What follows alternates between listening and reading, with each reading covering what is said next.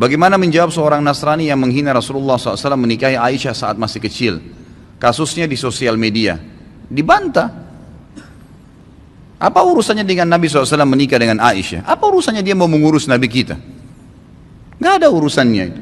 Gitu kan? Gak ada urusan sama sekali. Apa urusannya mereka mau mencampuri Nabi kita, mau menikah 9 kah, mau menikah 2 kah, mau menikah 3 kah? Itu kan Nabi kita, terserah. Kalau dia masuk agama Islam dan dia tanya kenapa begitu, baru dijawab. Urus saja, suruh urus agamanya sendiri, gitu kan? Anda kalau mau jawab, jawab saja. Urus agama Anda sendiri, nggak usah urus agama kami. Lakum dinukum waliyadin, gitu kan? Begitu saja. Kalau tetap saja orang-orang ini buat kemungkaran, Anda tidak punya power, doakan agar Allah binasakan. Memang begitu. Nabi SAW kunut nazilah sebulan. Waktu beberapa sahabat Nabi hafid Quran diutus oleh Nabi SAW untuk menjadi guru ke satu suku Arab. Suku Arab ini datang ke Madinah mengatakan, wahai Rasulullah, syahadat. Ternyata mereka munafik, mereka pura-pura. Kirimlah bersama kami beberapa sahabat Anda yang hafal Quran agar bisa mengajarkan kami. Nabi SAW dengan polos kirimin. Di tengah jalan dibunuhin sahabat-sahabat Nabi itu. Mereka sepakat dengan itu. Nabi SAW tidak tahu posisi suku itu di mana. Datang tiba-tiba syahadat dengan husnudzon dikirim. Maka Nabi SAW kunut nazilah. Kunut nazilah dikerjakan 5 waktu sholat. Subuh, duhur, asar, maghrib, isya. Kunut terus. Minta agar Allah binasakan mereka. Sampai Allah turunkan adab, satu suku semuanya mati. Itu boleh saja.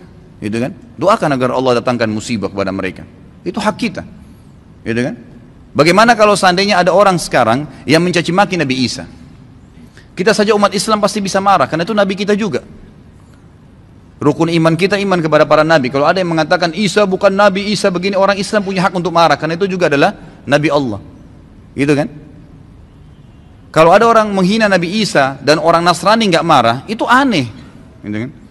Mereka harus marah, wajib marah karena nabinya dihina. Karena gitu. Jadi kalau Nabi Muhammad SAW dihina, wajar kita marah. Bagaimana caranya orang tidak marah? Nabi kita, panutan kita, kita yakini dia utusan Allah. Gak usah jadi pengikut gak usah jadi pengikut Nabi Muhammad SAW kalau tidak bisa membela beliau. Gitu kan? Kehidupan dunia ini sebentar, saudaraku. Sebentar kehidupan dunia ini. Sampai kapan? Demi Allah, saudaraku. Kita ini membutuhkan sekarang, laki-laki di sini yang hadir, yang mendengarkan suara saya dan ini mengikuti ceramah kita. Kita membutuhkan sekarang orang-orang mukmin yang imannya iman baja, bukan iman kerupuk.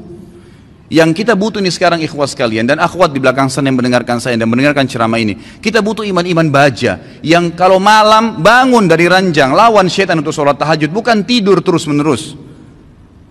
Kita membutuhkan iman baja ikhwas sekalian dan akhwat sekalian yang pada saat azan ke masjid, sholat, apapun tantangannya. Pada saat musibah datang bersabar mereka. Pada saat jihad dikumandangkan mereka berjihad di jalan Allah Subhanahu Wa Taala. Memang hidupnya untuk Allah Subhanahu Wa Taala. Kita butuh iman yang seperti ini. Ya memang baja apa yang Allah perintahkan, apapun tintangannya, halangannya kita lakukan. Enggak peduli dengan dunia ini, apapun orang mau katakan. Akhwat kita di belakang sana, kami butuh sebagai laki-laki seorang ibu seperti Nusaybah binti Ka'ab, sahabiat yang luar biasa. Pada saat jihad dikumandangkan, Nusaybah binti Ka'ab membangunkan suaminya tengah malam mengatakan, wahai suamiku besok jihad, ikutlah. Dibangunkan anak laki-lakinya 5 orang, semua dikatakan anak-anakku bangunlah, besok jihad, ibu pun akan ikut. Semuanya satu keluarga pergi jihad. Ini yang namanya mukminah, imannya baja. Bukan suaminya mau bangun sholat malam, sebentar mas, jangan bangun dulu. Malah kempes, dikempesin. Suaminya mau poligami, jangan, saya cemburu. Hukum Allah Subhanahu Wa Taala. Kita butuh wanita mukminah seperti Aisyah radhiyallahu anha. Waktu Nabi SAW menikah dengan Zainab, disambut oleh Aisyah dengan senyum, karena dia tahu ini hukum Allah, gitu kan? Masalahnya imannya iman baja, bukan iman kerupuk yang diketuk langsung pecah. Nah ini yang membuat umat Islam lemah, karena iman kita kendor, kempes, tidak ada apa-apa. Sedikit godaan syaitan, dibising sedikit langsung kendor. Pakai jilbab besar, kemudian digoda sama temannya, sedikit saja, oh kamu alimnya, ditinggalkan jilbabnya. Subhanallah. Kita butuh orang-orang mukmin dan mukminah yang hadir di majelis ilmu dengan iman baja. Memang mau mempelajari hukum Allah SWT halal haram. Sepertinya anda hadir ini iman baja namanya. Hadir di majelis ilmu sebagaimana orang-orang fasik. Mau berapa jam dari malam sampai subuh di diskotik, tidak rasa capek tuh. Kemarin ada ikhwah bilang sama saya, Ustadz antum gak capek dari pagi sampai malam ceramah? Saya bilang, ya akhi, orang di diskotik dari malam habis isya pulang kantor, duduk nyanyi sampai kupingnya itu gendang kupingnya mungkin bisa pecah, musik dengan besar sampai subuh, minum khamr, mabuk, dia nggak rasa capek tuh, merasa oh saya tadi malam terhibur. Kenapa kita sebagai orang yang beriman tidak mengatakan saya terhibur dengan majelis ilmu? Saya terhibur dengan bertemu dengan para ulama, dengan sholat malam, dengan membela agama Allah Subhanahu wa taala. Ini yang dibutuhkan, gitu kan? Kita butuh seorang muslimah, saudari kita yang seperti Rumaisa radhiyallahu anha, yang pada saat suaminya sedih, dia menghiburnya, anaknya mati. Suaminya sangat sayang dengan anak laki-lakinya. Pada saat meninggal dunia, kata Rumaisa radhiyallahu anha, jangan ada yang sampaikan kepada suami saya bahwasanya anak ini sudah mati, karena suami saya sangat sayang dengan dia. Waktu suaminya pamit pergi ke masjid, sholat maghrib isya, pulang habis isya, Rumaisa berdandan, pakai minyak wangi, masak masakan yang enak sekali, lalu dilayani suaminya. Begitu pulang, suaminya diajak makan, digodain, dirayu, sampai berhubungan badan. Setelah puas suaminya kenyang, biologisnya selesai, perhatikan wanita mukminah yang faham di mana dia letakkan godaannya, imannya membawa dia bagaimana untuk bisa menghilangkan kesusahan suaminya, bukan jadi beban bagi suaminya. Dia mengatakan, wahai suamiku, dengan santun nih, anaknya mati, dia juga sedih sebenarnya, tapi bagaimana dia menghibur suaminya, dan dia tahu ketaatan pada suaminya, ketaatan kepada Allah Azza wa Jalla. Apa yang dia bilang? Wahai suamiku, bagaimana pendapat anda kalau seandainya tetangga pernah pinjamin sesuatu, lalu saja tetangga memintanya, pemiliknya minta benda itu, apakah kita akan mengembalikan? Kata suaminya, tentu saja, itu hak orang. Kata Rumaisa dengan tenang, dengan sangat luar biasa kasih sayang sama suaminya, dia mengatakan, wahai suamiku, kalau begitu berharaplah pahala dari Allah, karena ya, Allah SWT yang menitipkan anak kita telah mengambilnya. Suaminya langsung marah, mengatakan, kenapa kau tidak cerita dengan saya, wahai Rumaisa? Kau membiarkan saya memakan makanan, menikmati tubuhmu, lalu kemudian kau memberitahukan setelah itu bahwasanya anak kita mati, gitu kan? Dengan sangat tenang. Lalu kata Rumaisa, itulah yang saya ingin lakukan untuk menghiburmu. Lalu kata suaminya, saya akan laporkan kepada Nabi SAW. Suaminya pergi ke Nabi SAW malam itu, berkata, ya Rasulullah, begini yang terjadi. Nabi SAW senyum, ya, lalu berkata, apakah kalian berhubungan malam itu? Kata keduanya, iya ya Rasulullah. Kata Nabi SAW, semoga Allah berkahi, betul hamil gara-gara hubungan malam itu, dan tahun depannya lahir seorang anak mujahid dari kalangan sahabat yang hanya besar mati syahid di jalan Allah Subhanahu wa taala. Ini yang kita butuhkan, orang-orang yang punya iman, ikhwas sekalian. Sampai kapan kita mau berlalai-lalai, gitu kan? Sampai kapan kita mau berlemah-lemah, malu dengan pakai busana muslim, subhanallah, gitu kan?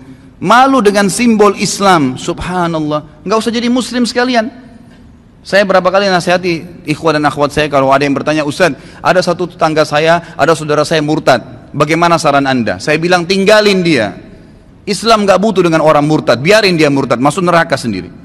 Kenapa kita harus bingung dengan satu orang murtad dan kita tinggalkan orang-orang tetangga kita muslim yang butuh bantuan makan, yang kalau diajak ke masjid mau sholat, itu yang kita dakwahin. Orang yang tidak mau iman tinggalin aja, gak usah diikutin, gitu kan? Ngapain kita berjalan di belakangnya merayu dia untuk supaya dia kembali ke dalam Islam? Gak usah. Doain mungkin, mendakwahin boleh, tapi gak usah kita sedih, ya kan gitu. Jadi kita harus menetapkan semua pada tempatnya masing-masing.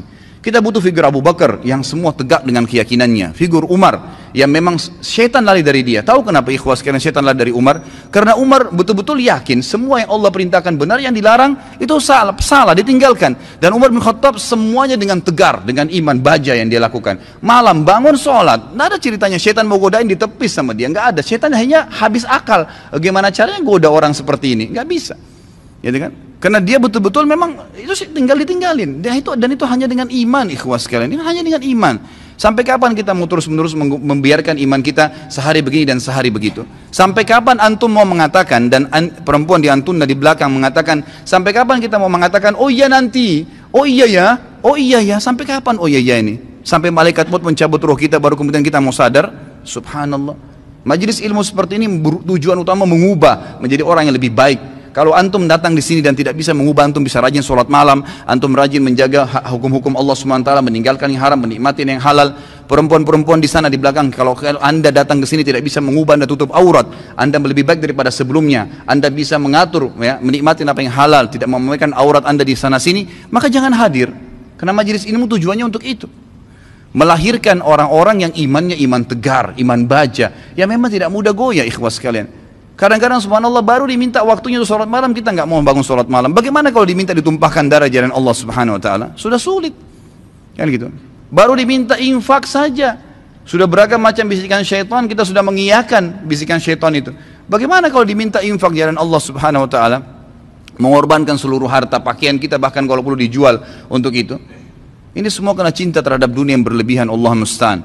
Semoga Allah SWT yang di langit sana yang melihat kita ini menjadikan kita orang-orang yang terpilih di kalangan hamba-hambanya yang dipenuhi imannya dengan iman baja insya Allah dalam hati dan meninggal dalam keadaan syahid. Ya Allah, saya meminta kepadamu atas namamu yang maha mulia agar engkau menjadikan aku secara khusus dengan keluargaku ya Allah semuanya mati syahid di jalan Allah dan semuanya memiliki iman-iman yang baja dari keturunan dan seluruh istri dan anak-anakku dan juga semua yang hadir di sini ya Allah. Semoga engkau berikan apa yang terbaik dari hamba-hambamu. Jadi mudah-mudahan kita tidak termasuk orang-orang yang lemah dan orang-orang yang sama sekali meninggal dalam kondisi nanti menyesal. Oh kenapa ya, oh seandainya ya, sudah nggak ada gunanya ikhwah. Sekarang saatnya berubah.